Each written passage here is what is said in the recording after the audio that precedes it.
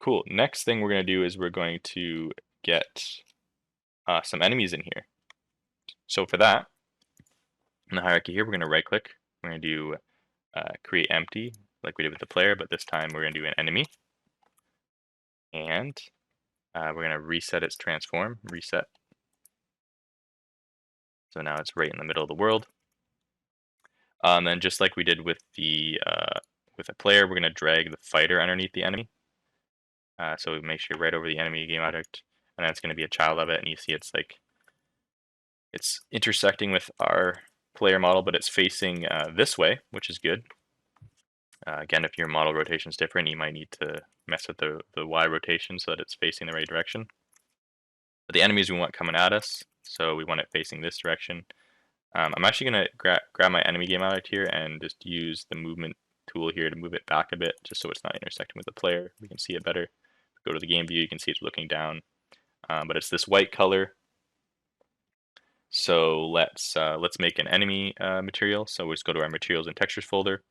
You can just Control D to duplicate the green one, rename it to red fighter, remove the one at the end.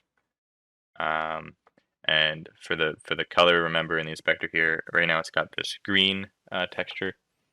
I'm going to bring in the red texture here, down the link below, and I'm going to bring it into the texture instead, and now it's got the red texture. And on our enemy here, I'm going to make sure I have both the fighter 1 and fighter 1 propeller selected, and then I can drag in my red fighter material here, and it should apply it to both the plane body and the propeller. Cool. Okay, so now since this plane model, we're going to spawn in a bunch of planes. We want to make it a prefab like we did with the bullets, so I'm going to go to our prefabs folder here. I'm actually going to select the enemy here. I'm going to right click on it and reset the transform so it's right in the middle again, 0, 0, 0, 0. It's a good idea when you're making prefabs that it's right in the center. And I'm going to drag it into our prefabs folder here. Cool. Now the enemy is a prefab, so now any changes I make here in the inspector, you see position on the Z, isn't actually made to the prefab, so that's good. Now I'm going to just delete this prefab and open it in the prefab view here. And I believe I need to actually, for the fighter model here, I need to set it back to 180 degrees on the Y. And instead we're going to, when we spawn it in, rotate it 180 degrees on the parent enemy here. So yeah, let's go back to our scene view here, and let's drag our enemy prefab into the scene and reset its transform, move it out a bit here, and rotate it on the Y 180 degrees here. So now our planes should be looking at each other. I'm going to move it out a bit more, like that. If I look at the game view, the plane's up here, and my plane's down here. Cool. All right. Next is actually making this enemy plane move towards us. So for that, we're going to need another script. So let's go to our scripts folder. Right click in our scripts folder, click create C# script, name it enemy. Cool. Hate that it opens Visual Studio every time. Minimize Visual Studio, double click on our enemy script to open the enemy script. Okay, we have another new class, so we're going to start by making some variables we need. So first one we need is a public float move speed, and we need a public transform propeller model, because again we want to make our enemy propeller spin. So now in our update function, we want to basically just make the plane move towards us constantly. So we're going to do transform.position plus equals transform.forward multiplied by our move speed multiplied by time.delta time So just like our bullet, we're basically just moving forward forever. And then we can actually go to our player script, and if we go to our where we make the propeller spin here, we can just copy that from our player script, paste it in our enemy script. And the last thing we want to do is if our enemy makes it kind of off the screen below us, we just want to destroy it. So if our transform.position of our enemy is less than, or position.z is less than -20, then we want to destroy our enemy game object. Cool. Awesome. So that's the simple movement for the enemy. So we just Control S to save, minimize Visual Studio, and on our enemy prefab. So again, make sure you go click on our enemy and go into the prefab view with this arrow, or in our prefab folder, double click on the enemy. So in our prefab view, we want to select our enemy and we want to drag that script that we just made, enemy script, onto it. Again, make sure you're in the prefab view or else it won't apply to all the enemies. We want to set our move speed to 20, and we want to find our propeller model here in our children and drag it into the propeller model here. And now if we go out of prefab view, arrow here, and we click play, the enemy should fly towards us. Yep, just like that. Cool. Awesome. Can't shoot or anything yet, but it just flew towards us, and then now it actually destroyed itself when it went off the screen. Awesome. So now the next thing we want to do is we want to make the enemies actually fire bullets as well. So for that, we are going to go to the scripts and go to the enemy script, open that up, and we're going to first need to make a variable for our bullet prefab. So public game object bullet prefab. All right, and then we are going to need to make a function to actually do the firing. So at the bottom here, let's make a new function, private void fire. And then in this function, the first thing we want to do is we just want to make sure that if our transform.position.z is greater than 100, so basically if the plane isn't on the screen yet, or not in view yet, we just want to return and not do any shooting, because otherwise the bullets will just be coming from off the screen and you won't even be able to see where the plane is. So we just do that safety check first. But if we are on the screen, then we are going to basically do the exact same thing that the player was doing for shooting. So let's actually go to the player script and go down to our fire script in the player script and just grab all these lines, Control C to copy them, go to our enemy script, and right here, Control V, paste them. And then we just have to modify the tag to, instead of be player bullet, like we set in the Unity tag list, we want to set it to enemy bullet, and same with the second bullet. And the last thing we have to do here is just call this fire function, and we're going to do that with a special way of calling functions called invoke repeating, which takes the function that we want to call, so name of fire, and then how many times to call it. So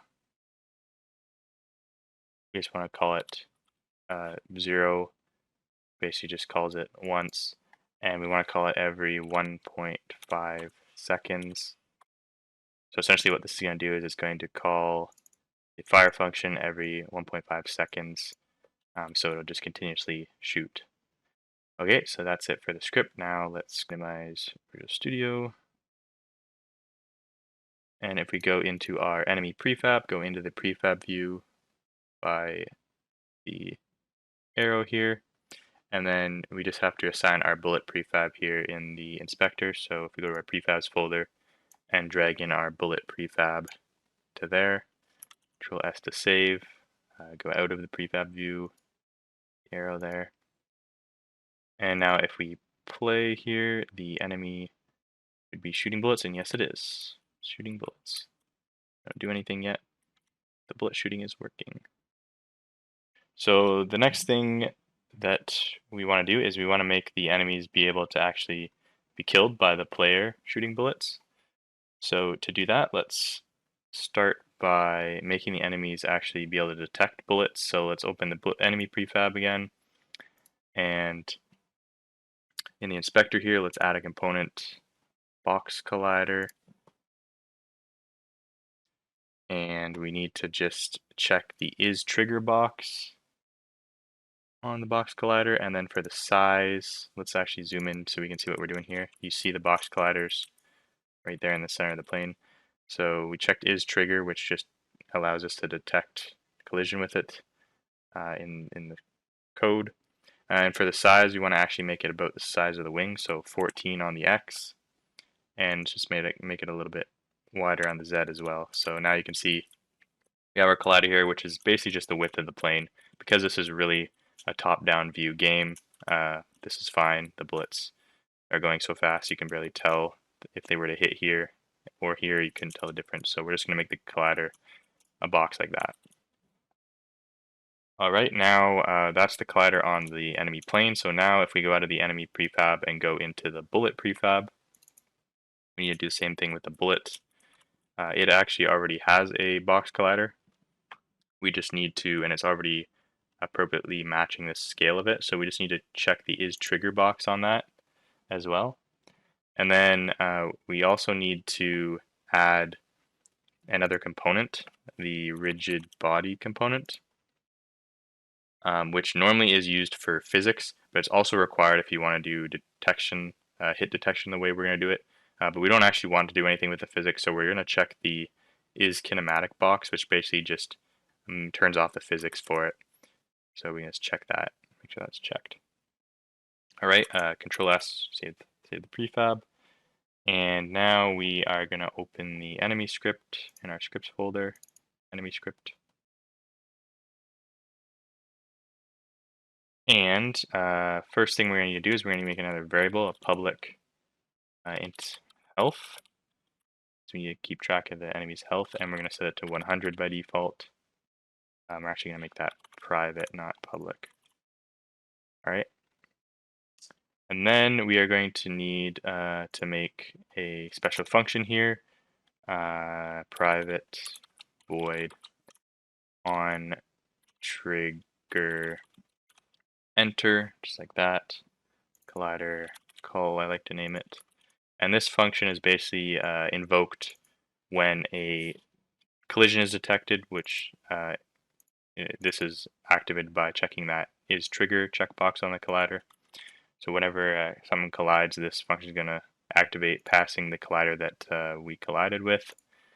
So what we're going to do is we're going to do an if check, if dot call dot tag is exactly equal to the player bullet is the name of the tag that we made. So any player bullets, this is going to detect. And what we want to essentially do is take damage. So we're going to make a function called take damage in a second here. And we're going to pass the amount of damage we want to do. So say half the plane's health, so 50. And then also we want to destroy the bullet so it doesn't continue going. So call game object destroy, call that game object, and that'll destroy the bullet. And then you see there's this squiggly line underneath it because we haven't made the take damage function, so let's do that. Private void take damage, and it takes a parameter int amount, which is the amount of damage we want to take. And in here, we're just going to start with a check. We want to check if our health is already less than or equal to 0. Then we don't want to take any more damage. We're already dead. So we're going to return, which basically just stops right there. But if we still have health, what we want to do is we want to take our health and subtract it by the amount that we want to take damage by. So health minus equals amount. And then if this results in our health being less than or equal to 0, so essentially the enemy dying, then we want to just, in case if it's less than 0, just set health equal to 0. Good safety there. And then we're going to call another function called die, which we haven't created yet. Let's do that. Private void die. And in this function, all we're going to do is we're just going to destroy the plain game object. So destroy game object. Just like that. And that should be good. Control S to save. And close Visual Studio. Let's go out of the bullet prefab here. And we should be able to play. And we should be able to destroy this plane with our player bullets. Let's see here. Spacebar. There you go. It's destroyed it. Do that again. Boom. You'll notice the enemy bullets just went through the player plane, so we want to be able to make our plane also be destroyed, player death. So let's do that next here. So for that, let's go to our player game object in the hierarchy here. And similar to what we did with the enemy, we also have to give ourselves a collider. So let's add component, box collider, and we're going to check the is trigger as well, and also give it scale 14 on the X and 2 on the Z. See, now we have a box collider just like the enemy did. All right, now let's go into our player script. Click on that. Let's see here. Start with the variables we're going to need. So we're going to need a health variable for the player as well. So let's make a private int health and set it to 100 by default as well. And we're also going to need a boolean, private bool, to keep track of whether the player is dead or not. So private bool dead. Because now we're keeping track of whether or not we're dead, we want to just make sure we're not doing some things when we're dead. For example, moving, banking, and being able to fire, we shouldn't be able to do if we're dead. So we're just going to wrap this in an if check, if not dead. So basically, if we're not dead, then we want to take all this, Control X, cut it, Control V to paste it here. And we want to only be moving, banking, and firing if we are not dead. All right. And then all the time we still want the propeller to be moving. And so now we need to do similar to what we did in the other script. We want to do a on trigger enter. So we could actually just go to the enemy script and grab pretty much all these functions from the enemy script. Control C. So the on trigger enter, take damage, and die. And we'll just paste them into the player script here at the bottom and use them as a template because they're pretty similar. We're just going to have to make some changes here. So just make sure you keep track of what I changed. So the first thing I need to change here is instead of checking for the player bullet, we want to check for the enemy bullet, right?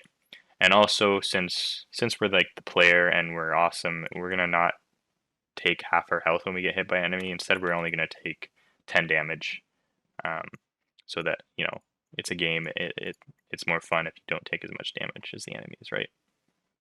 All right, then in our take damage function here, we want to check to see if our health is less than or equal to 0, or we could also add or we're already dead because we have this dead flag that we're using.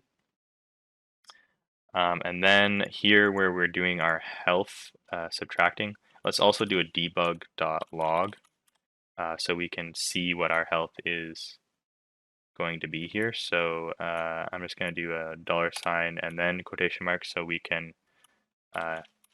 put a variable in our debug log, and let's just do HP semicolon. So this is going to basically log our health every time we take damage. And then this check to see if we're at 0 health, then die is the same here, except for in our death function here, we just want to add a safety check here. If we are already dead, then we don't want to die again, so we're just going to do a return. So if we're already dead, it's just going to return. It's not going to continue on. But if we are not dead yet and we want to die, then we want to set dead equal to true, so that all the movement code and stuff stops up here, for example. And instead of destroying the player game object, we want to actually give a bit of a delay and then probably just restart the game from the beginning again. So to do that, we're going to use another fancy way of calling a function called invoke. And we're going to do the name of the function again, name of. We're going to make a function called restart in a second here. And we want to call that after 3 seconds. So when the player dies, it waits 3 seconds, and then we're going to call a function called restart. So let's make that function private void restart. And this function is just going to essentially reload the scene. So for that, we want to write scene manager load scene, and scene manager get active scene. And you'll notice the IntelliSense is not working here, and we're getting red squigglies. Dot build index semicolon at the end. So you can see here it doesn't actually recognize this, and that's because we need to do an import here. So you could do, if your IntelliSense is working, you can do mouse over it and do show potential fixes. And then the very first one should be using Unity Engine.scene management needs to be added. So if you double click on that, you'll notice that the error goes away. And if you look at the very top of the script, it added this line using Unity Engine.scene management. You could also just manually write this line here at the top. All right. Now there's one other thing we can add here just to make it more interesting when we die, is in the update loop here, after the if statement that checks to see if we're not dead, we can do an else. So if we are dead or dying, because remember we have 3 seconds after we die before the scene reloads, we can just do like a effect here that makes our plane look like it's dying. So say like spinning out of control. So that's what we're going to do here. So to do that, we're going to do fighter model dot Euler angles plus equals new vector 3, 0 on the x, 0 on the y, and we're going to move. We're going to rotate 150 on the z. Multiply that by time dot delta time. Essentially what this is going to do is it's just going to spin the plane on the z-axis, making it look like it's spinning out of control. Then we also probably want to make it move forward and down a bit, so we can do transform dot position plus equals new vector 3, 0 on the x, negative 50 on the y, multiply that by time dot delta time, and move it 20 on the z, multiply that by time dot delta time, semicolon at the end. So this is going to make the fighter plane rotate, spin out of control, and this is going to make the fighter plane move down and forward. So it looks like it's falling out of the sky. All right, Control S to save, minimize Visual Studio. Now we should be able to play. And if we let the plane shoot us enough, which I don't think we have, yeah, so we don't actually have enough time to die. So what we're going to do is we're going to grab the plane here, in the hierarchy. Control D can duplicate it, and I'm just going to put like a bunch, 3 in a row here. So there'll be 3 planes shooting at us. This should be enough to kill us. So now I'm just going to take all the bullets. You can see if you open the console here, my HP went down, and oh, you just saw it. I just fell out of the sky. So if I'm looking at the console here, my HP goes 50, 40, 30, 20. You can see it there until I die, and you can see there the spinning and the falling out of the sky.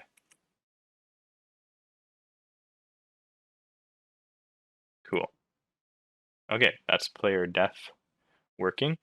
The next thing we want to do is, so that we don't have to manually place these planes like this, we want to actually make like an enemy spawner that will automatically spawn the planes coming at us in like an infinite amount of waves. So to do that, let's stop the game, close the console there, and let's start by just deleting these 3 enemies, because we're going to now spawn them in using code. So let's just delete them. And so now we just have our player here and no enemies. And what we're going to do is we're going to right click in the hierarchy, and we're going to do create empty, and we're going to name it enemy spawner. And we're going to right click on the transform component in the inspector and reset it so that it's in the center of the scene, 0, 0, 0 on everything. And then what we're going to need to do, this is essentially just going to hold our enemy spawner script. So what we're going to do now is we're going to, in our scripts folder, we're going to right click, create C# script, and we're going to name it enemy spawner as well. Always opens Visual Studio, minimize that. Now we have our enemy spawner script. We're going to click on our enemy spawner game object, and we're going to drag our enemy spawner script onto the game object in the inspector here. And so now we have our enemy spawner game object in our hierarchy with our enemy spawner script on it. Perfect. So now we need to actually write the code in this enemy spawner script. So we're going to double click on it to open it in Visual Studio. And we're going to need a bunch of variables to start with here. So let's make those. So a public float our spawn delay. Public float spawn delay decrease. So this is essentially what our current spawn delay is, so how long until you spawn another plane, and then their spawn delay decrease is going to be how much we decrease the delay by every time a plane spawns, so planes will slowly spawn faster and faster and faster. Alright, the next variable we're going to need is a public vector2 horizontal bounds. And so the horizontal bounds is going to be basically how far to the left and how far to the right the planes can spawn. So similar to how we bounded the plane from going off the screen, we want to make sure that the enemy planes only spawn on our screen. Okay, then we're going to need a public game object enemy prefab, which is going to be the actual enemy prefab that we created in Unity. This is the prefab we're going to spawn in, similar to how we did with the bullets, but now we're going to do it with the enemies as well. And then we're going to need a private float current time, which we're going to use to keep track of how long it's been since we spawned the last plane. Alright, we're going to just select the start function here and delete it because we don't need it. Everything we're going to be doing is going to be an update function here. So the first thing we need to do is we need to do our current time, and we're going to increment it by time.delta time. So essentially this is just being incremented. Remember, update is called once per frame, and time.delta time is the time that's passed since the last frame. So basically this is just a timer that is being increased infinitely, but every time we spawn a plane we're going to reset it.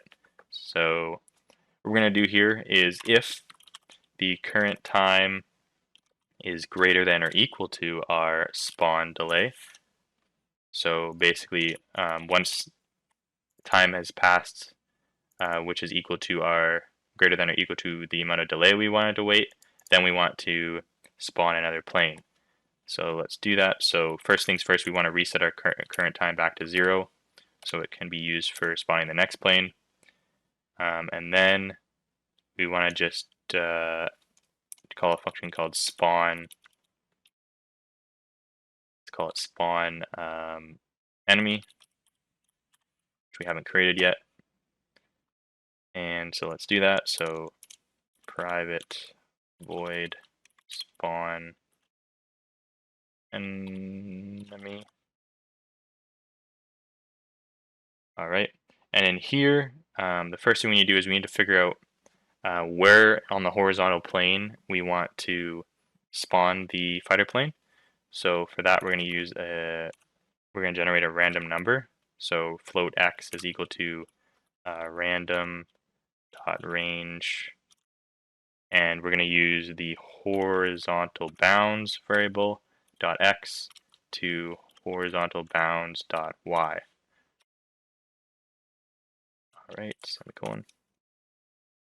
So this is going to choose a value between horizontal bounds dot x and horizontal bounds dot y. So if the value is negative 10 to 10, then it's going to choose a value between negative 10 and 10. And so our plane will spawn on the x-axis between those two values. All right, so we just need to calculate that position now in 3D space. So for that, we're going to make a vector 3 offset, we'll just call it equal to new vector 3 and x on the x, which is the random variable, 0 on the y, and then we want to spawn it at the top of the screen, so 100 on the z, which is just out of view. And then we need to actually do the spawning, so we use that instantiate function like we did with the bullets, passing the enemy prefab as what we want to spawn, the offset as the position where we want to spawn, and then just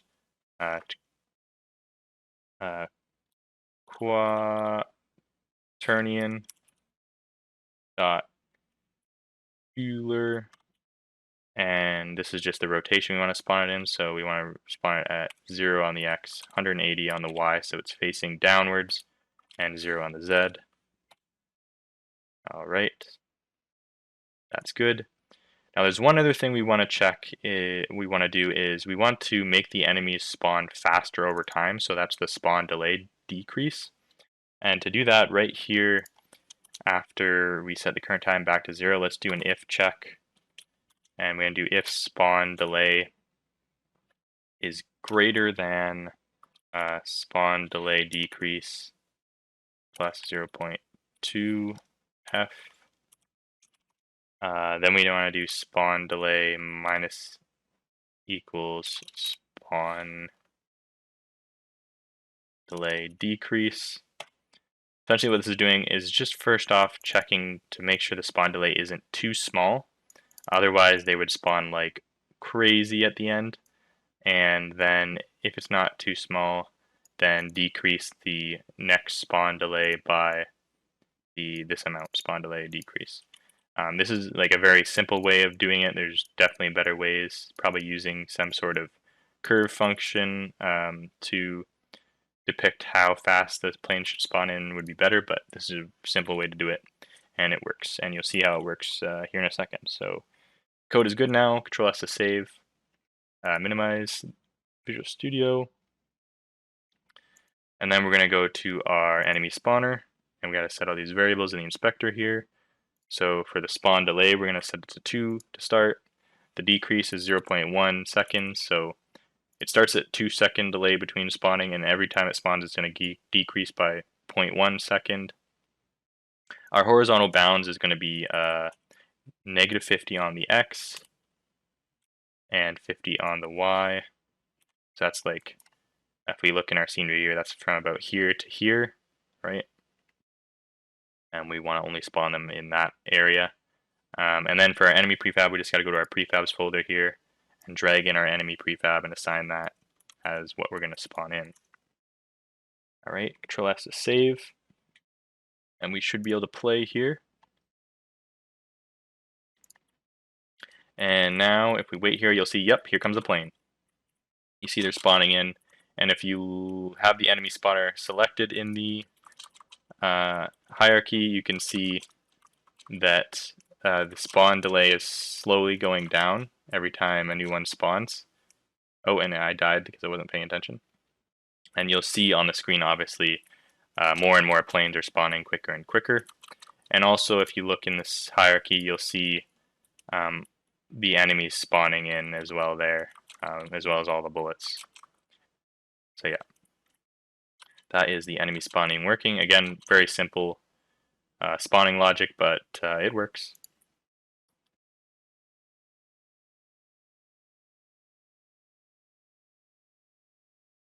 Okay, the next thing you probably want to do is you want to actually make like something that we're trying to do with the game. So usually with like endless runners, you're trying to track, like for example, how far you get, right? So distance tracking. So let's do that.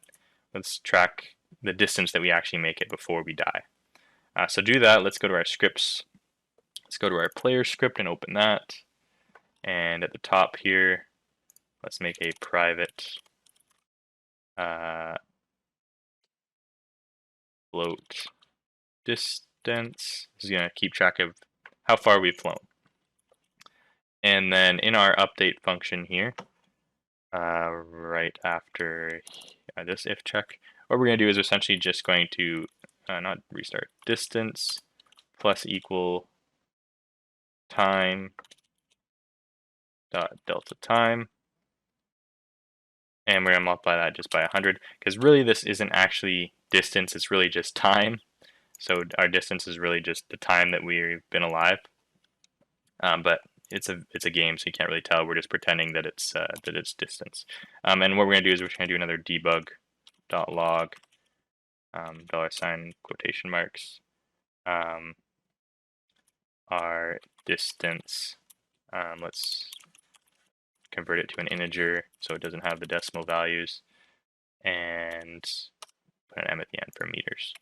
So this is just going to increase our distance every frame, and then just print it to the console for now so we can see it. All right, that's it. That's simple. That's all the code we need. So let's just minimize Visual Studio, and let's switch it so we can see the console here. Let's clear the console, and we should see the distance value being printed to the console here. If we play, yep, there it is there. 100 meters, 200 meters, 300 meters, 500 meters, 600 meters, and so on. But we probably don't want it printed to the console at the end of the day, because normally you can't see the console. We want it like on the screen somewhere as UI, right? User interface. So let's add a user interface to this game. So for that, in the hierarchy here, we're going to right click and we're going to do UI, and we're going to find canvas. So canvas is basically you'll see here it spawned in this huge box in the scene view.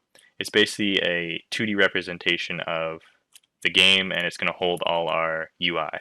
All right, so we want to add text UI. So to do that, we're going to click on our canvas game object here and right click on it and go to UI text mesh pro. We're going to click on that, and it's going to prompt us for the name here. So we're going to do let's do our health first, health text, because we also have that health in the background that's being printed to the console. We want it to be UI. And you'll see it's just this box here right in the middle of, if you look in the scene view. And you also notice this window popped up, TMP importer. So again, for some reason, Unity doesn't have all the stuff it needs by default for doing text editing. So we need to import this TMP Essentials. So click that, and it opens Visual Studio for some reason. Minimize that. We don't need the examples and extras, so just close this now. So now we have our, you can see here, now it says new text right in the middle of this big box here. Probably position your scene view so you can kind of see the whole box now.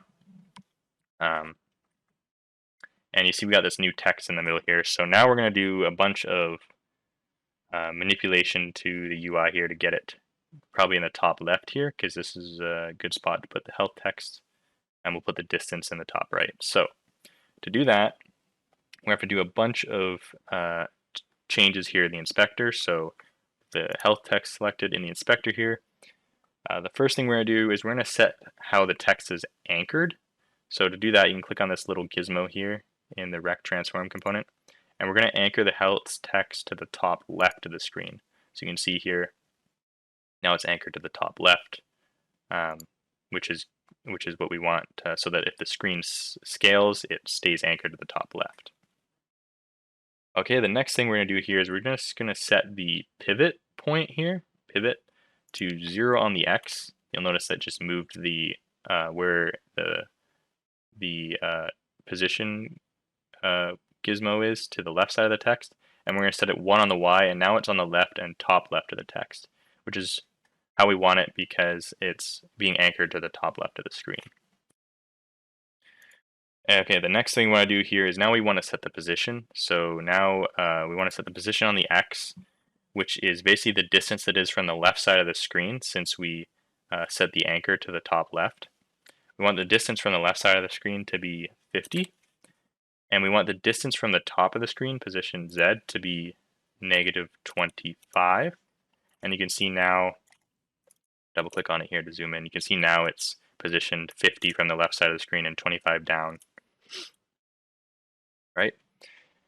And the next thing we want to do is we just want to set the width to 300 so it can fit all of our health text, and make it a little bit higher at 80 for the height. Then in the text input, we can just put the whatever it says at the beginning, so 100 HP, say. And then let's just set some font settings here. So under font size, let's bold it so it's a little bit easier to see. And let's increase the font size to 64 so it fills the whole box there. And down in alignment, let's it's already aligned to the left side, and we want to align it up and down in the middle, just like that.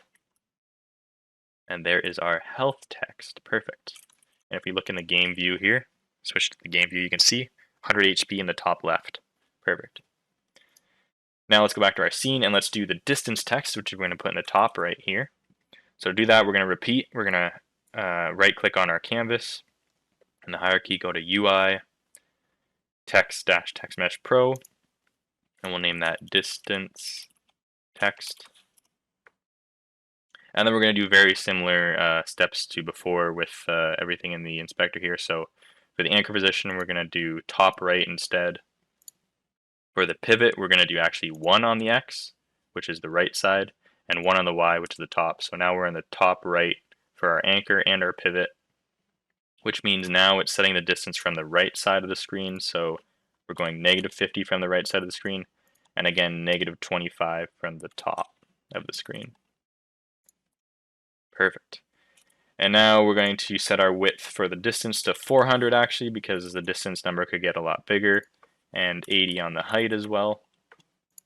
Let's give it a text input of 100 meters by default, let's say. And then in our font settings here, let's set the font style to bold again, set the font size to 64 again.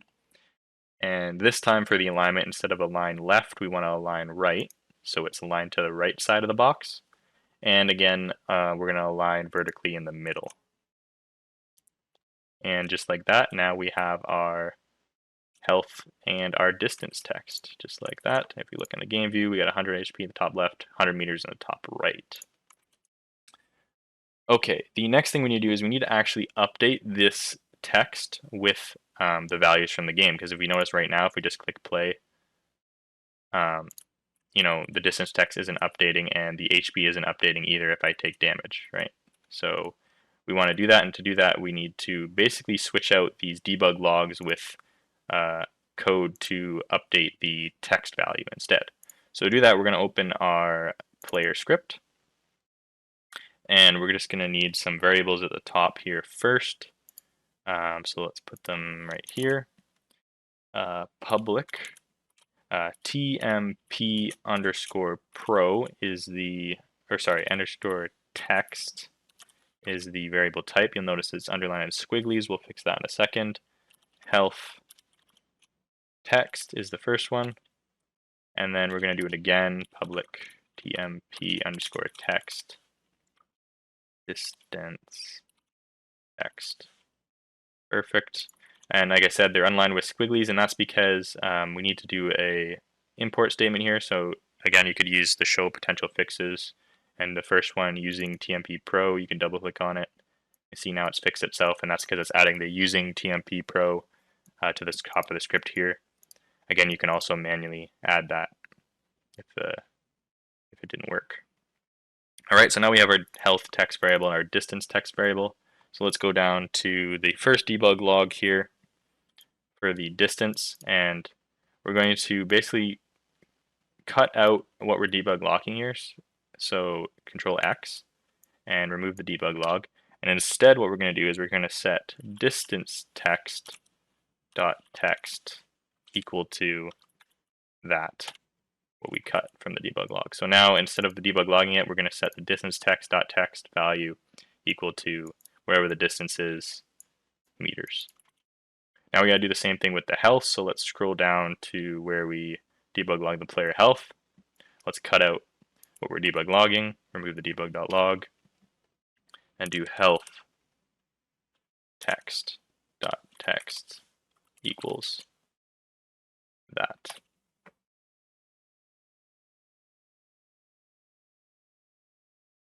All right, now Control S to save, and we can minimize Visual Studio. And now we just have to assign those text values in the inspector. So if we click on the player in the hierarchy, and we gotta assign the health test and distance text. So for that, you can just drag in those game objects from underneath the canvas here. Health text to health text and distance text to distance text. So now they're linked. And now Control S, and if we play, we should see, you can see the distance is counting up. And when I take damage, you can see my health is going down. Perfect. So now we have actual UI to show us how far we've gotten and how much health we have left. And when I'm at 0 health, the plane dies. And when the game resets, the UI also resets. Cool. So there's one more thing that I think that I added here that just I think completes the game and makes it be able to play for much longer, is for the player to actually be able to heal slightly whenever they get a kill on an enemy. So to do that, we have to do some changes here to a bunch of different scripts. So starting with the player script, open that. We want to make a new function after take damage for healing. So private void heal, and we'll do an int amount as the parameter. And in this script, we're basically going to do health plus equals amount, and then we're just going to do a safety check here. If health is greater than or equal to 100, then we make sure it can't go over 100, so we just set it back equal to 100. And then also when we heal, we need to update the health text, so we can just copy the line from the take damage and paste it down here in the heal function. So now we have this heal function in the player script, and we need to figure out how we're going to call this function. So we need to call this function when an enemy dies, and the die logic for the enemy is in the enemy script. So if we go to the enemy script here, essentially we need to call this function in the die function of the enemy. So how do we do that? And essentially what we need to do is we need to pass the player variable to this enemy object. And that's a bit tricky to do, and there's many ways to do it, but the way we're going to do it is by assigning it through the enemy spawner. So in the die function here, in the enemy script, we're going to do player dot die, Oop, not capital P. Make sure it's not player. Make sure it doesn't autocorrect capital P. Dot die. Or not die, sorry. Yeah, heal. Player dot heal. And the amount we want to heal them. So 10. So when the enemy dies, we want to heal the player by 10. Now you notice it's underlined in squiggly lines, and that's because there is no player variable in this script yet, so let's add that. So at the top here, we're going to do a public player. And so now we have this variable, but the issue is, why is this not? Oh, squiggly lines. The issue is, firstly, this squiggly line is happening because if we go to the function here, it needs to be public. So make it public, which allows it to be called by other classes or scripts. If we go back to the enemy here, now it's happening. But the other issue is we need to actually assign this player script to this variable, but the issue is that the enemies are spawned in during runtime. So what we need to actually do is we need to assign it in the enemy spawner script here, and then the enemy spawner needs to assign it to the enemies when it spawns them in, which is a bit tricky here. So what we need to do is we need to go to now the enemy spawner script, and we need to make a public player variable in it as well. And this one we can assign in the inspector because the enemy spawner is in the hierarchy. But what we need to do is when we spawn an enemy, right here we spawn the enemy, instantiate the enemy prefab. What we can do is we can do dot get component, and on that game there's going to be a component called enemy, right? Parentheses, and then we can do dot player, which is the player variable in the enemy script, this variable right here, and we can assign that equal to the player variable in the enemy spawner script. So it's essentially just passing it along. So into the enemy we just spawned, and then in the enemy that variable is used to call the heal function on the player when the enemy dies. All right. Hopefully you're able to follow along with that. It's a bit tricky, definitely a bit more advanced when you're talking between classes. It gets more tricky, but that's one way of doing it. Okay, so now I'm going to Control S, make sure all of those scripts are saved, enemy spawner, enemy, and player, minimize Visual Studio. And the one thing we need to do is we need to assign the root player in the enemy spawner game out here, so we can just drag the player into the slot there, and now player is assigned to player in the enemy spawner, and then the enemy spawner is going to assign that to all the enemies it spawns, and then those enemies will call the heal function. Alright, so now if we Control S and play, we should see that if we take damage, I'm at 80 HP, and now kill a plane, now I'm at 90 HP. Oh, I took damage and killed at the same time. But you'll see that every time I kill a plane, now I'm back to 100, I'm gaining HP.